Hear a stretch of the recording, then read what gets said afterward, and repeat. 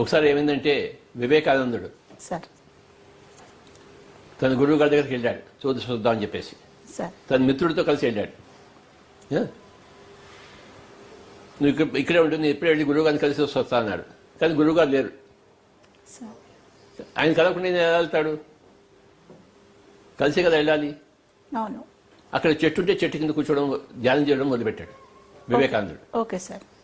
మధ్యాహ్నం వచ్చాడు, సాయంత్రం అయిపోయింది, చీకటి అయిపోతుంది, కానీ వివేకానంద బయటికి రాలేదు. ఫ్రెండ్ ఏం చేశాడు, ఏం చేస్తున్నాడు అని చెప్పేసి లోపలికి వస్తే ఆ చీకట్లో ఒక చెట్టు కింద ఒక ఆకారం, నల్లటి ఆకారం కనబడింది.